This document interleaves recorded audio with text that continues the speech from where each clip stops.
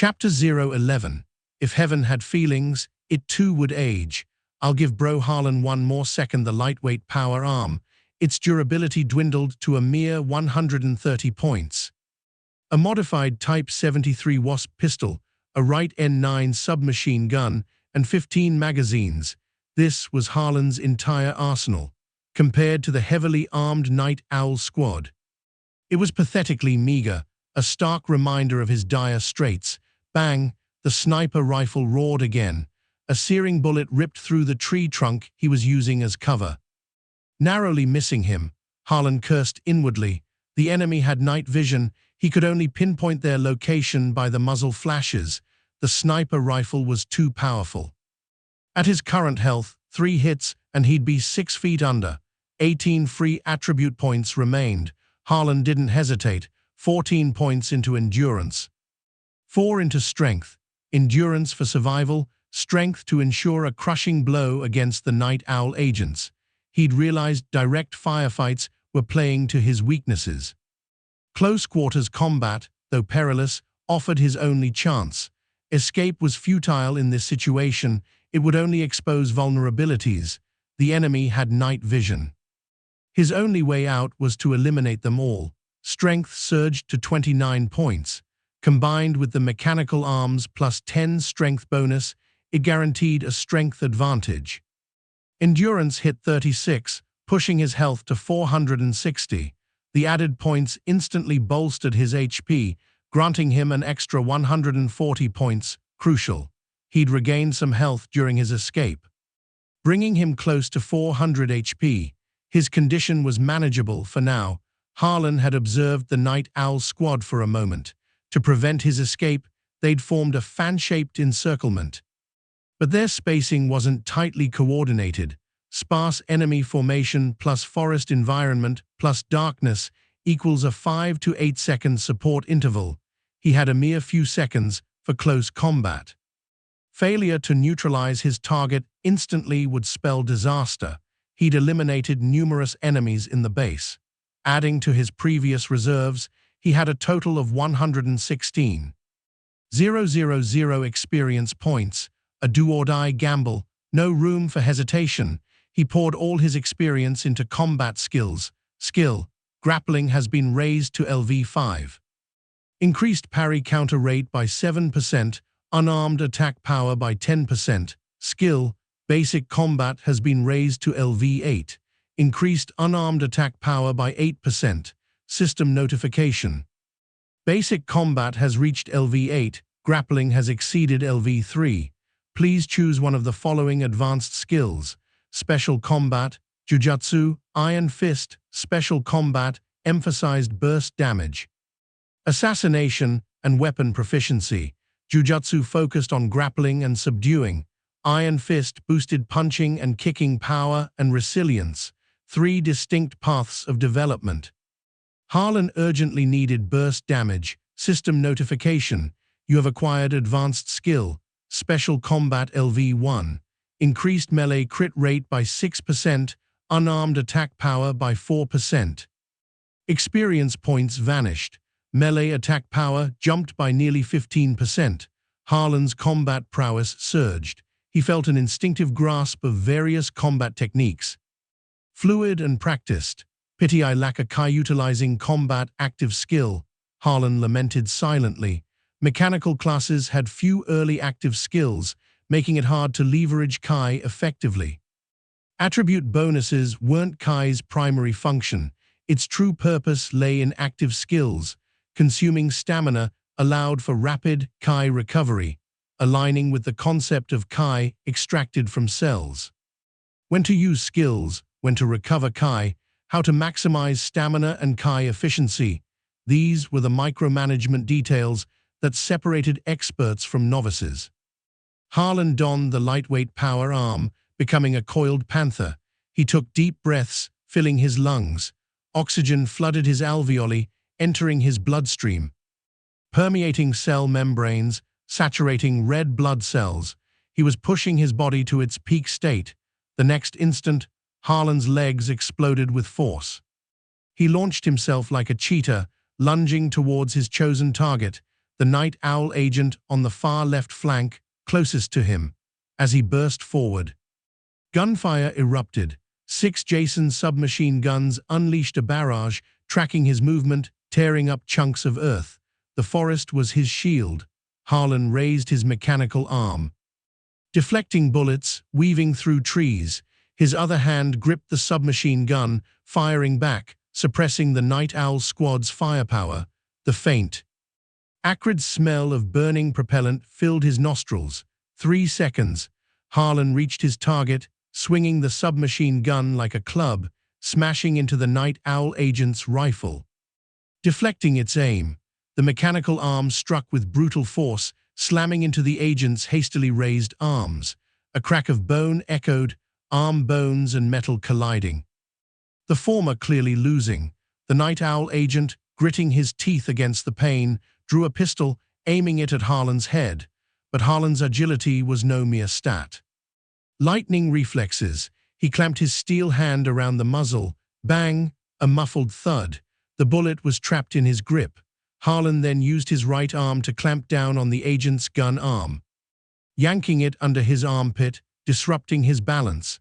The Night Owl agent stumbled, falling into Harlan's embrace. Seizing the moment, Harlan's knee shot up, slamming into the agent's groin.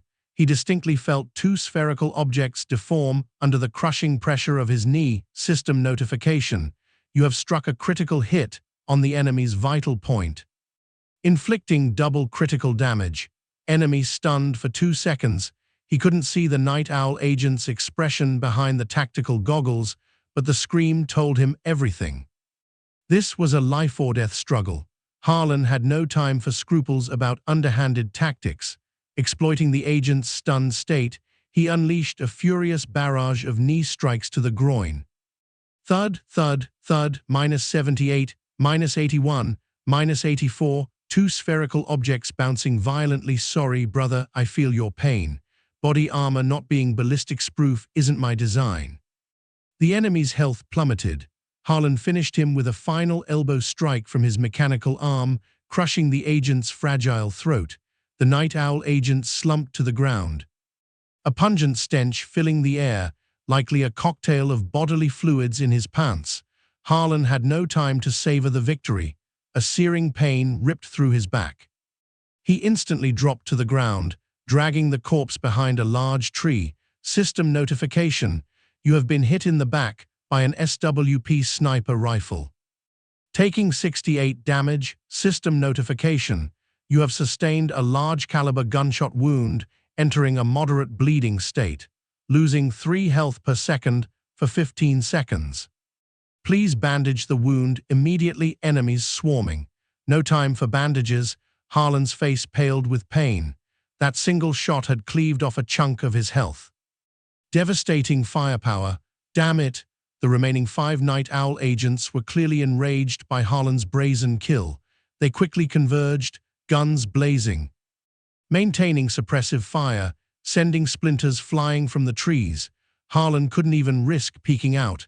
Harlan stripped the dead Night Owl agent of all his gear, quickly donning the body armor. It might stop a bullet or two. The most valuable loot, 3 G-type fragmentation grenades. These were gold. He yanked the pin on one and tossed it out. Boom! The explosion erupted. The enemies scrambled for cover. The suffocating hail of bullets ceased instantly. Eat this, you shooters! Harlan, seething with resentment, hurled another grenade. The 5 Night Owl agents, just about to get up, dove back down. One more. The third dark object sailed through the air. The 5 agents instinctively flattened themselves. They waited 2 seconds. No explosion. They squinted. It wasn't a grenade at all. It was a rock. The 5 agents realized they'd been tricked. Harlan seized the moment, bursting out, submachine gun blazing, heedless of the overheating barrel, emptying the magazine in a heartbeat. A Night Owl agent, prone in the grass, was instantly riddled with holes. Harlan tossed aside the spent submachine gun, whirled around, and flung another grenade, again forcing the remaining 4 into cover. This time he pounced, tackling another Night Owl agent in the other direction, but this time he wasn't unscathed. Silver knife, firing wildly in the chaos. Caught him in the lower leg with a burst from his submachine gun. Another wound. Harlan bit back a groan. The leg wound hampered his movement. He desperately dragged the agent he'd tackled behind a tree, quickly bludgeoning him to death. Against his enhanced combat skills, these night owl agents were pathetic in close quarters, only 3 enemies left. His health was halved. Facing such a perilous situation, Harlan grew even calmer. His mind raced, evaluating and discarding tactics. A veteran gamer, honed through countless battles. Understood himself, understood his enemies. Panic was useless always. If I'm not mistaken, the enemy will next. Harlan's eyes narrowed. Something was wrong. Silver Knife's face was grim. He'd initially underestimated this test subject, never anticipating losing half his squad. He abandoned his contempt and his patience. "Blast him," he roared. The remaining 3, led by Cease, deployed grenades. Arcing gracefully through the air, they landed behind the tree Harlan was using as cover. Boom, expanding fire, deafening roar, swirling dust. When it subsided, silence descended. Is he dead? Unclear. Silver Knife shook his head, signaling forward. The 3 moved cautiously, half-crouched, towards the blast zone, weapons raised. Reaching the tree, a charred corpse lay still, smoking faintly. The tattered uniform identified it as Zero. "Finally took him down," one agent sighed in relief. "No," Silver Knife's eyes widened. He recoiled, bellowing, "Dive for cover." Chapter 012. Original identity before Silver Knife's 2 companions could react. A spinning bullet ripped from the undergrowth, precisely striking the 3 grenades concealed beneath the corpse's hand. At point-blank range, the 2 night owl agents were hammered by multiple grenade blasts. Blinding light consumed them in an instant. System notification. You have inflicted 60 explosive damage to the enemy. X8 system notification. You have killed night owl agent. Gained 1,500 experience points. X2 from the undergrowth. Harlan rose. He was a mess. Half his body scorched black, barely 50 health points left, still bleeding. Stamina nearly depleted. Life flickered like a candle in a storm, threatening to extinguish at any moment. Vision swam. Fatigue crashed over his nerves. Sheer willpower kept him conscious. Harlan had used the dead night owl agent as a meat shield, barely surviving the grenade barrage, ignoring the pain. He draped his own clothes over the corpse, rigged the 3 salvaged grenades as a corpse mine, then scrambled into the undergrowth, waiting like a predator. Only Silver Knife had sensed the danger, narrowly escaping. Blood blurred his vision. Harlan was in critical condition, hands and feet trembling uncontrollably with weakness. The last enemy, however, was at full strength. Instantly, he knew he couldn't afford to let the enemy create distance. Silver Knife had just scrambled to his feet when a bloody, shadowy figure lunged into view. "You're courting death," Silver Knife snarled, drawing a dagger from his waist, thrusting it forward.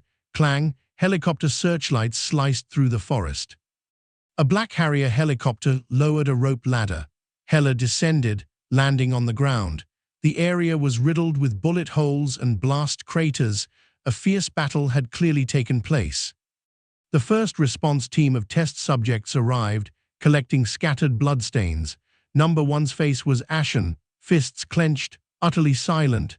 Hella surveyed the 6 corpses laid out in a row, a look of stunned disbelief on her face. Night Owl Squad 3, annihilated, 0, missing. The outcome was beyond comprehension. Hella was speechless for several minutes. Corpses spoke volumes. Hella crouched, examining them. 2 blasted to pieces, 1 gunned down, 3 killed in close combat. Silver Knife's goggles were shattered, fragments driven backward into his eyeballs, a gruesome death. She prodded Silver Knife's corpse, soft and pulpy, bones pulverized, especially the pelvis and groin, mangled beyond recognition. These injuries screamed close-quarters combat, inflicted by a master. It didn't fit Zero's profile at all. She knew Harlan's melee skills intimately. Barely better than an average person. No, maybe not even as good. Combat prowess wasn't something you could learn overnight. These agents were seasoned warriors. Decades of training, Night Owl squad, elite among elites. Even if Harlan had been hiding his skills, he'd only been training for half a year tops. If the evidence weren't staring her in the face, Hela would never have believed it. Could he, like me, have awakened an ability? Hela felt a pang of regret. If she'd paid closer attention to Harlan, she might have seen the signs earlier. She'd been away from the base when Zero escaped. Hela was frustrated. If she'd been there, she was confident she could have captured Zero. No question, was it luck, or had Zero deliberately seized the opportunity? Night Owl's gear is gone, but we found this. An agent approached, carrying the lightweight power arm. It was bloodied, a dagger jammed between the gears, engine pierced, ruined. Bring it back.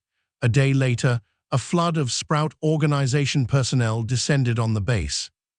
They reviewed undamaged surveillance footage, gathered clues. Even the leader arrived in person. The Sprout Organization leader was cloaked in black. Black trench coat, black mask, black gloves, head to toe in darkness, like a character escaped from a Detective Roman 20 set. Even within the organization, fewer than 5 knew the leader's true face. Zero, the leader's voice was terse, lost him. Number 1 gritted out. If I'd had a little more time. The leader abruptly raised a hand. The gesture conveyed impatience. Anger. Number 1 reluctantly fell silent. The leader was furious. Days ago, Zero was a worthless reject in his eyes. Now, that reject had inflicted devastating losses and escaped, proving him utterly wrong. A failed test subject, kills 30 armed guards, destroys experimental data, wipes out an elite Night Owl squad, costs me Vivian. And then escapes. Am I hearing a fairy tale? A tense silence fell over the room. The leader's voice turned glacial. I want to know when Zero started showing signs of resistance. How did he acquire such combat capability? Researchers scrambled. We've been reviewing surveillance footage from the past 6 months. We have some preliminary hypotheses. Speak. Zero's behavior patterns changed significantly before and after the experiment, according to reports from the teams that procure human subjects. Zero's original name was Han, third son of the Ophelia family's second-in-command. A collective gasp rippled through the room. The Ophelia family, renowned warlords. Partners of the Tilius nation, the organization's human subjects were usually prisoners and wasteland wanderers. How had they grabbed someone of such lineage? The leader raised an eyebrow. Ophelia's second son's kid. Explain. Based on our investigation, Han was the most unremarkable son of Ophelia's second-in-command. No Kai awakening, no leadership skills, extremely weak-willed. A researcher flipped through a report. We found Han among corpses on a battlefield, barely alive. Our investigation indicates Han was with his elder brother Shay's convoy, escorting supplies when they were ambushed. Continue. Shay was the convoy commander. The attackers weren't after supplies, they were targeting Shay. Shay is a rising star in the Ophelia family, heir apparent to the second-in-command position. Our informants believe the ambush was an internal power play, an attempt to eliminate the second-in-command's successor. Shay forced Han to swap clothes with him as a decoy. Then they fled in opposite directions. The result, Han was hit by artillery fire while Shay escaped safely. The leader frowned. Our informants are that detailed.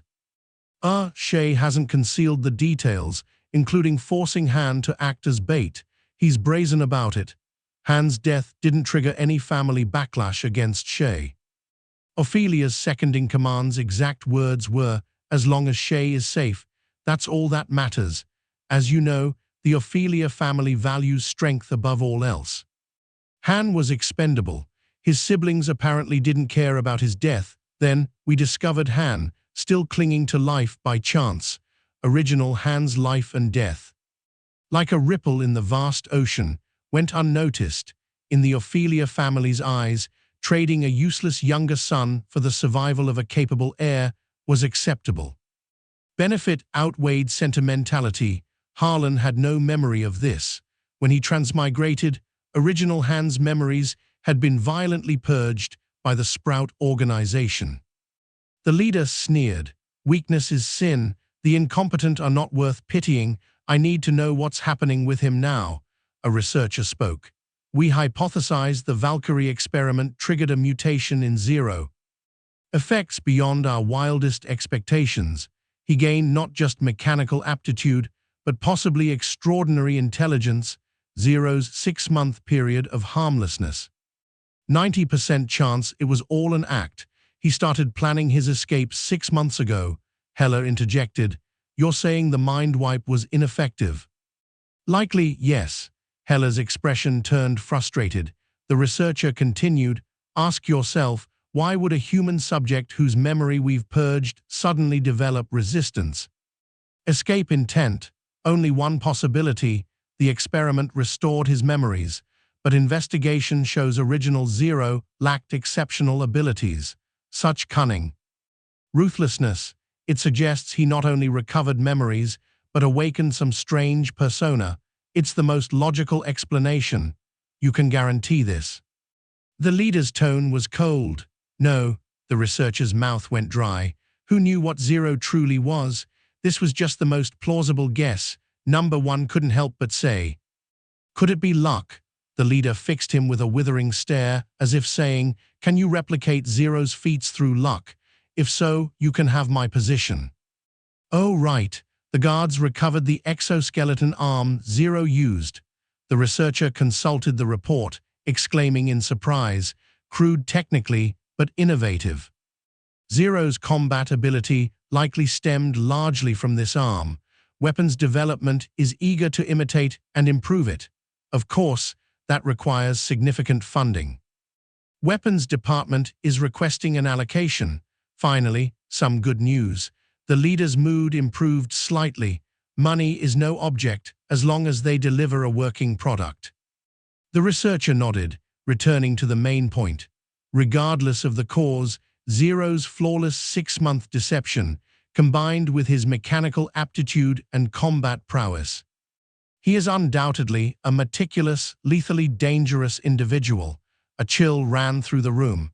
Zero is a unique experimental case with immense research value. If we can acquire his body, even dead, we can further refine our experimental data. Reviewing past surveillance footage, Zero's 6-month act, his calculated patience, was chilling. Every researcher felt a primal fear, but also a burning, obsessive desire to study Harlan. Number one sensed the researcher's fervor, his face darkening. He couldn't tolerate losing to Zero. From his inception, Number one knew he was the second test subject. Someone else preceded him. He'd always seen Harlan as a rival. Just when he thought he'd finally surpassed Harlan, reality slammed him down. The leader recalled something. Right. Until we resolve the Valkyrie serum's hidden flaws. Suspend all experiments. Remind wipe all existing test subjects. I don't want another Zero. Number one's eyes flashed with anger, feeling his loyalty insulted. He declared loudly, I volunteer to lead the team to hunt down Zero. The leader glanced at him, placing high hopes on the test subject squad. He said slowly, Can you do it? Mission guaranteed. Number one, feeling the leader's trust, was filled with fighting spirit, loudly pledging his commitment. Good. Bring Zero back to me, dead or alive. Chapter 013.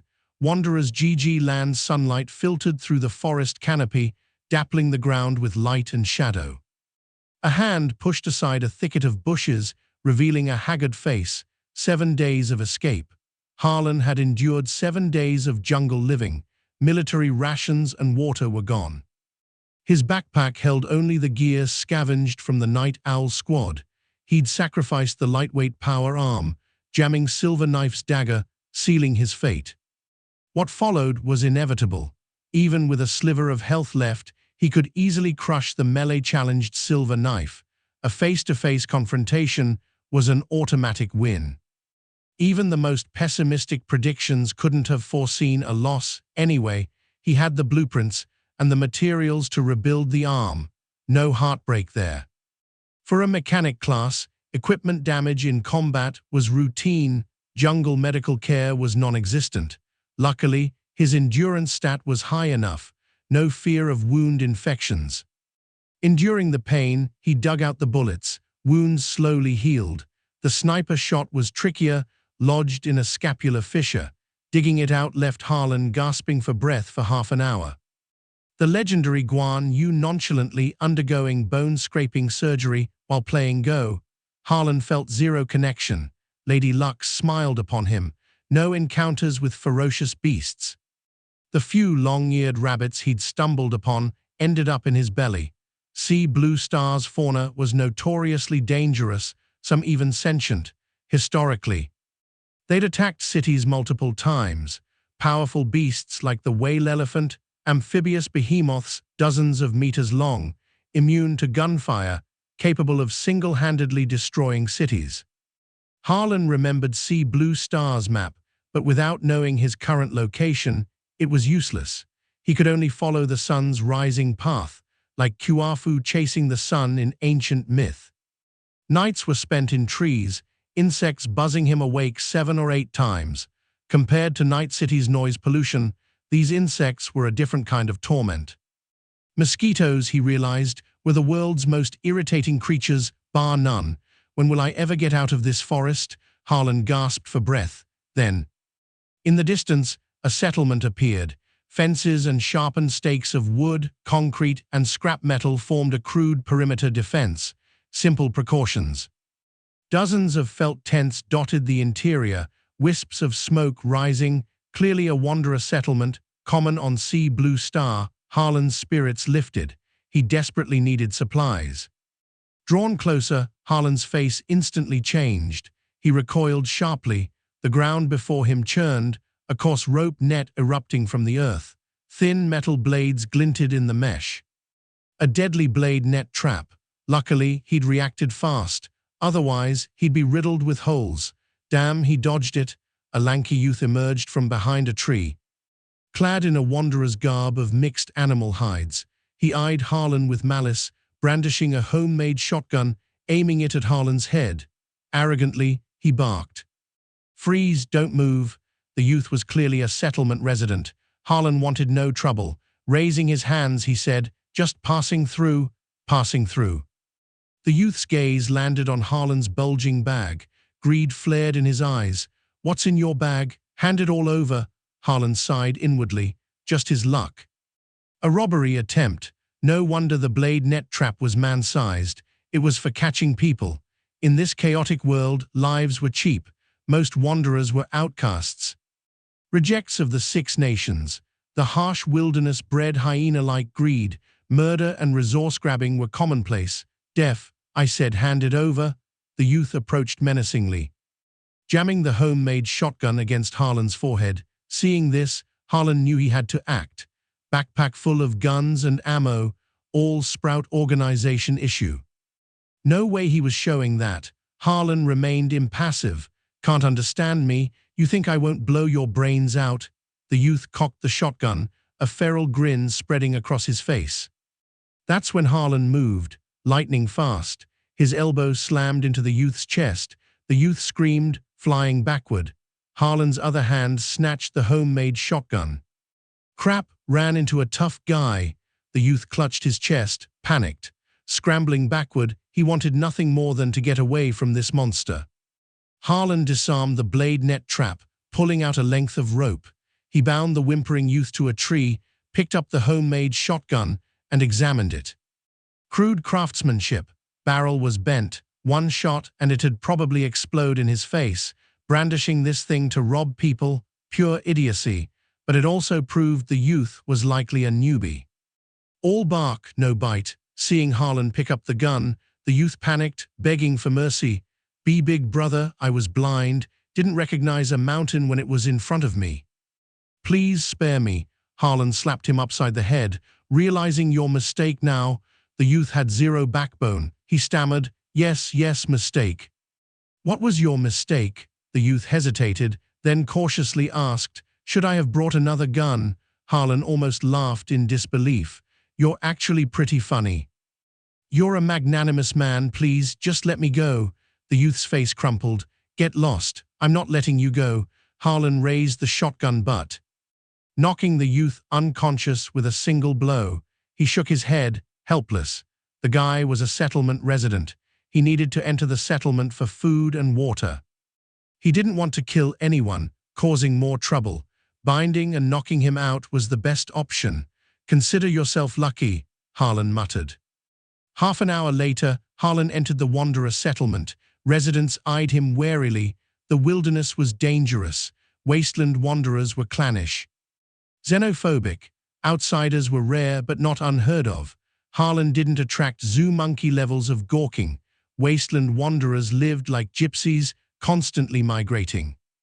Each tent had a small pickup truck parked nearby, covered in dust sheets. These pickups were mostly modified, rust-eaten, some stripped down to the frame. One pickup truck, one family. This settlement was small, just dozens of families, but small as it was, it had everything. Harlan found the market area. A burly white man doing business from his pickup's truck bed. Outsider, the burly merchant coldly scanned Harlan. Know our rules? Rules? We only trade in barter. Perfect, he didn't have a penny on him. I need a map, 3 water barrels, 5 kilograms of food, jerky, bread, anything. Harlan pulled out a handful of bullets from his bag. I'll pay with these. Ammo. The burly merchant's eyes lit up, instinctively glancing at Harlan's bulging backpack. Greed flickered in his gaze. Ammo was hard currency in the wilderness. Every wanderer needed bullets. Ammunition manufacturing was more complex than homemade guns. Even wanderers capable of making ammo had pitifully low output. Every shot counted. 150 bullets, the burly merchant declared. Harlan's face darkened. That's highway robbery. What he needed were just basic supplies. Market price, no more than 100. Even considering wilderness scarcity, the markup shouldn't exceed 500%, and bullets, at least 3 credits apiece. Even for the worst homemade stuff, Harlan's were high-quality brass-cased bullets, factory-produced, shiny, pristine. 10 credits apiece wouldn't be unreasonable. 150 bullets were worth at least 1,500. Harlan only had 300 bullets total. This guy wanted half his stash. Pure daylight robbery. You're free to not buy, the burly merchant said, unhurriedly filing his fingernails, a smug, I've got you cornered air. Chapter 014. Old era vs. New era supplies were critical. Harlan sighed, counting out 150 bullets, about to pay. The burly merchant waggled a finger, raising the price, 180 bullets. Harlan's eyes flared with anger. You damn profiteering scumbag. You're raising the price after we agreed. May your kids be born without assholes, seeing Harlan's glare. The burly merchant theatrically yelled, Oh my scary eyes, gonna kill me. Hey everyone come look, someone's trying to kill me. Instantly, dozens of wanderers swarmed over. Some brandishing crowbars, iron rods, other makeshift weapons, all glaring menacingly. This is our turf. You want to cause trouble? Fine, you win. 180 bullets. That's the price. Choke on it. Harlan, seething, didn't want more trouble. He spat out the words, dumping the bullets on the ground. The burly merchant smirked triumphantly, gesturing for his men to bring the supplies, handing them to Harlan. Confirming the map and supplies were correct, Harlan flipped the merchant the middle finger. Not wanting to linger another second, turning to leave. Just then, the burly merchant called out, Hey, you planning to walk out of this forest? What's it to you? Harlan stopped curtly. I've got an old pickup truck. You interested? The burly merchant said casually, as if the earlier unpleasantness never happened. I can't afford your prices, Harlan snapped back. You can. The burly merchant pointed at Harlan's backpack. With that many bullets, you must have a lot of guns. Pay with guns. High-quality firearms were highly sought after by wanderers. They relied on hunting for food. A good gun meant another hunter. Harlan's pack was full of night owl gear. Top-notch quality, sniper rifles, body armor, the works. More than enough to trade for an old pickup. But he shook his head, rejecting the offer. Driving in the forest would leave obvious tracks. basically pointing pursuers to his trail. If he didn't want to race helicopters, walking was better. He had another consideration too. These guns were all Sprout organization issue. If a Sprout team arrived at this settlement and found their weapons, the settlement would be wiped out. Selling these guns was indirectly murdering people. And it would leave a trail, making it impossible to shake off pursuers. Even though Harlan had just been ripped off by this merchant, he wasn't that depraved. The burly merchant persisted, trying to push the deal. Suddenly, a booming voice cut through. "Kylo, you ripping off outsiders again." A burly man in animal hide hunting gear strode over. People parted like the Red Sea as he approached, clearly a figure of authority in this settlement. "Kylo," the burly merchant grimaced. "Hugh, I finally made a sale." "Mind your own business." Hugh snatched the bullets Kylo had just acquired, handing them back to Harlan. He said generously, "What you need isn't worth much. Here, take your bullets back." Harlan blinked, studying Hugh. This man was East Asian, powerfully built, temples graying, eyes sharp, radiating an air of open-heartedness. Returning the bullets was a gesture of genuine generosity, earning Harlan's immediate respect. "Hey, what about me?" Kylo protested. Hugh didn't even look back. "It's just some food. I'll pay you back tomorrow." Kylo was furious. He'd finally managed to rip someone off, and this guy turned it into a fair trade. Did he even understand commerce? Hugh was warm and hospitable. "Stranger from afar, you look worn out, not used to forest life, are you? Come on, stay at my place for the night. Hit the road tomorrow." Harlan hesitated, then nodded. He did need a good rest, and Hugh's first impression was of a straightforward, honest man, not a bad guy. Of course, even if Hugh had ulterior motives, Harlan wasn't afraid. They walked off together, leaving the gawking wanderers behind. Only Kylo remained. Stomping his feet in frustration, furious but helpless, Hugh was one of the settlement's hunters. Everyone relied on him for food, and he was generous and well-liked. Kylo didn't dare offend him. Hugh led Harlan to his tent, lifting the flap and calling out, "Anne, we have a guest. Make extra for dinner tonight." "Got it." A woman's voice replied. Harlan stepped into the tent, meeting the woman called Anne, plain-looking, dressed in a simple cloth dress. Harlan noticed her eyes were unfocused. "Clearly blind." "My wife," Hugh smiled. "Hello," and smiled in Harlan's direction, feeling her way to cooking pots, jerky, and wild vegetables, placing them on a makeshift stone stove in the tent's center. Since they were so welcoming, Harlan relaxed, sitting cross-legged, chatting with Hugh. After some conversation, Harlan was sure Hugh had no hidden agenda. Just genuine hospitality. His guard relaxed slightly. "I noticed most people here are white. How did you end up with them?" Harlan asked. See, Blue Star's sentient species was humanity. 4 races, black, white, East Asian, and Sanu, all products of natural selection. Darwin was right, harsher environments bred tougher life. Sanu were even more robust than black people. No special reason. War broke out, I happened to meet these wanderers, and was sick then, needed care, so I stayed, though we are from different homelands. Different races, we are all remnants of the old era, displaced people. No need to distinguish, just fellow sufferers, huddled together for warmth," Hugh sighed. See, Blue Star had once had hundreds of nations. Contact with interstellar powers made them realize so many nations on one planet was a waste of limited resources. No unity meant endless infighting. If it continued, when planetary resources ran out, civilization would be trapped, losing the chance to reach the cosmos. So, with some pushing, social upheaval ensued over decades. Wars, negotiations, economic pressure, peaceful and not so peaceful means, a great winnowing. Finally reducing nations to just 6, those who lost their homelands, some joined the 6 nations, some joined Sprout. The rest were wanderers.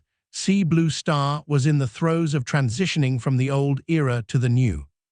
People from annexed, destroyed, dissolved nations were steeped in grief and disillusionment.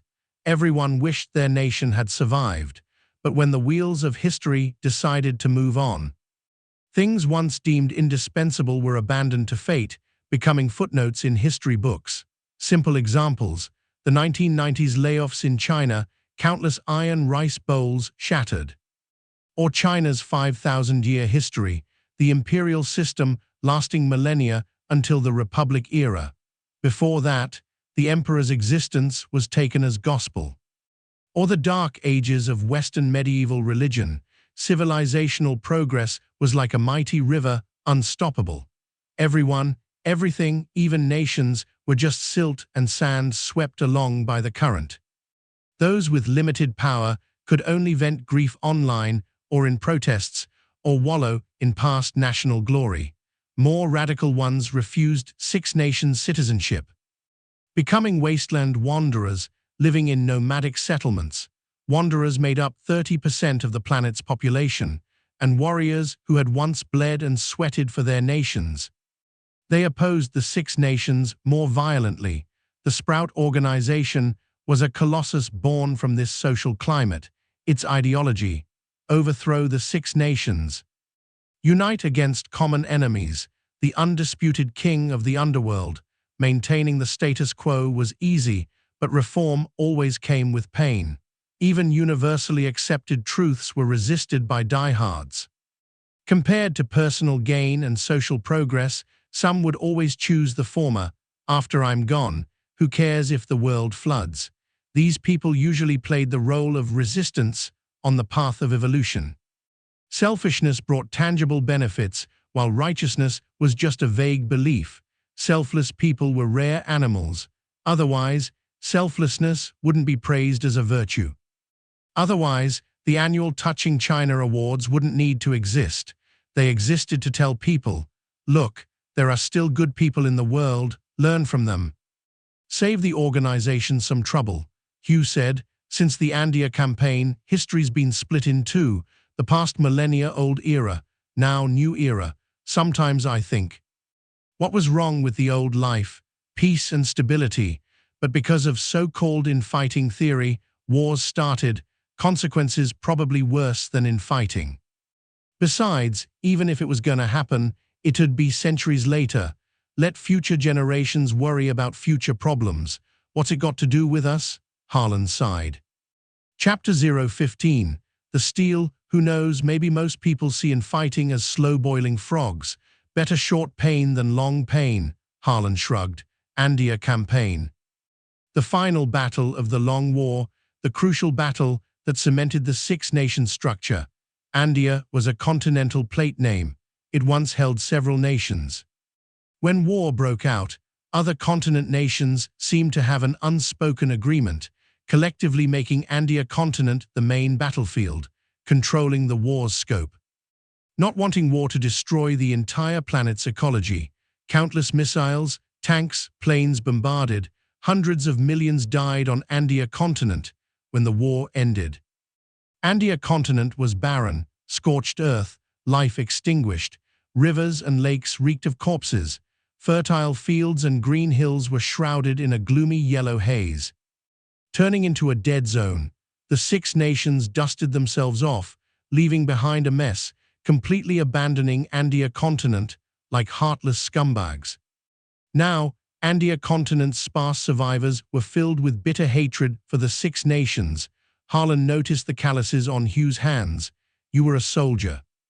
Yeah, in the army for over a decade. I thought soldiers from fallen nations would all join the Sprout organization. Hugh shook his head. My nation was annexed by Star Dragon through military negotiations. Those leaders compromised. Why should soldiers like me be so resentful? I don't like the Six Nations, but I cherish hard-won peace. War lasted so long.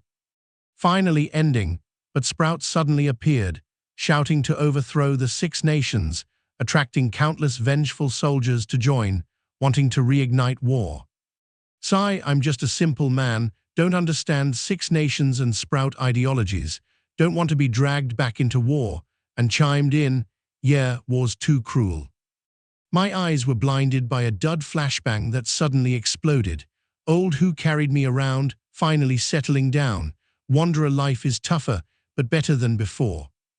As she spoke, The pot of meat gradually filled the air with aroma. Harlan greedily sniffed, curious. "You can't see, how do you cook?" and bristled. "Don't underestimate me. Blind, yes, but I still have smell, hearing, touch, nimble hands and feet. Not useless." Hugh chuckled ruefully. "She's stubborn. Won't let me take care of her. Can't be useless, dragging you down." Anne's voice softened with affection. Hugh awkwardly scratched his head, seeming uncomfortable with flirting in front of a stranger. Quickly changing the subject, "Right, let me show you my treasure." Harlan's expression subtly shifted, thinking of less wholesome treasures, subtly scooting back. Luckily, Hugh didn't pull out that treasure. He opened a chest, taking out an old rifle wrapped in cloth strips, proudly saying, "See if you recognize this." Item: saber rifle, old quality, gray, poor basic stats. Attack 38-40, fire rate 0.9 rounds/s, magazine 20 rounds, effective range 200 m, output energy 25.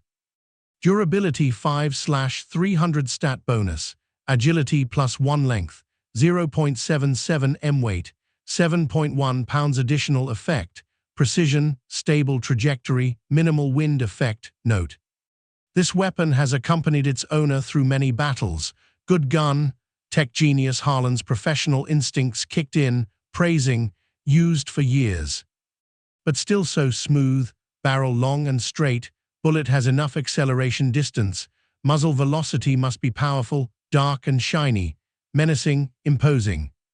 Yeah, a real killer. Wait, why's the vibe suddenly gay? Must be my imagination. This old buddy's been with me almost 10 years. Hugh laughed. Looks new 'cause I oil it regularly. But inside, components are worn out. Haven't used this gun for hunting in ages." They chatted amiably, night falling before they knew it, and had dinner ready. A pot of fragrant meat soup, broth rich and milky white, like milk. Meat chunks stewed tender, oily soup surface dotted with wild vegetables, green flecks adding color.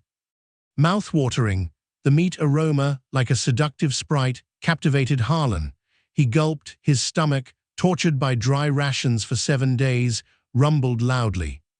His goodwill toward Hugh kept rising, +1 +1 +1.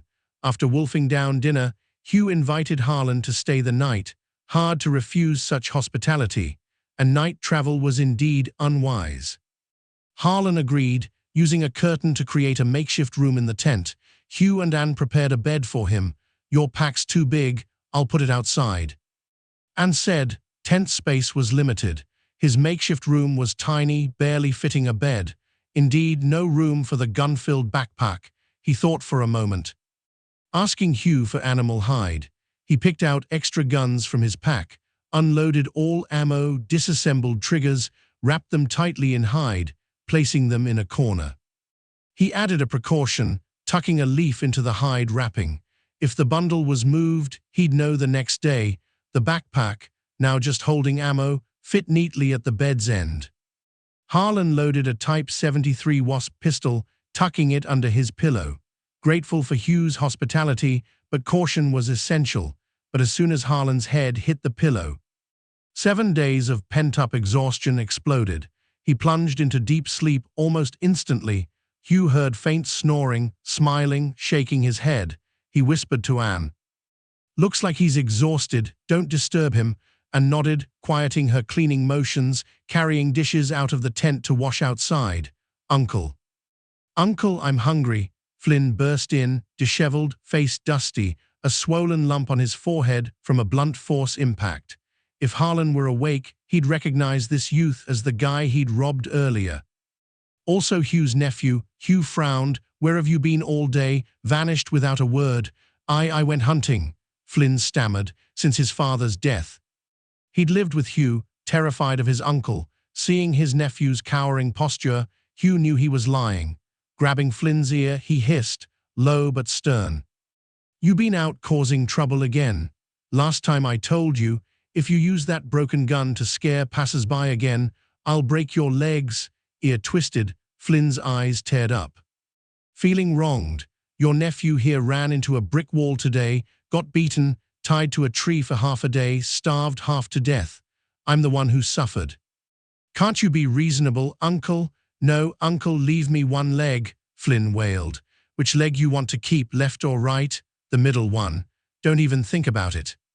That one's definitely getting fractured. Hugh raised his hand, then remembered not to disturb Harlan, letting go of Flynn, glowering, I'll deal with you tomorrow. Flynn noticed someone else in the tent, curiously craning his neck, peering past the curtain, wanting to see the guest. One look, and Flynn's face drained of color. Isn't that the monster from daytime? Ouch, forehead throbbing even more. What are you gawking at? You're sleeping outside tonight, Hugh snapped, surprisingly. Flynn didn't argue, looking like he'd seen a ghost, scrambling out, leaving Hugh bewildered, touching his face, wondering, am I that ugly? Flynn fled the tent. Night wind sobering him up. Wait, what am I running for? This is my home. That monster, by sheer bad luck, stumbled into my territory.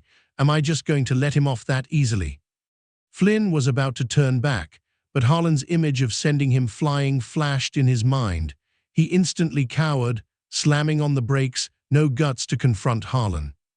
Afraid as he was, Flynn wasn't without resentment toward Harlan. He didn't dare mess with Harlan directly, but he wasn't about to let it slide. Flynn, man up. An eye for an eye, a tooth for a tooth. Flynn steeled himself, thinking of revenge. Harlan's bulging backpack intrigued him. He'd noticed the hide-wrapped bundle in the tent.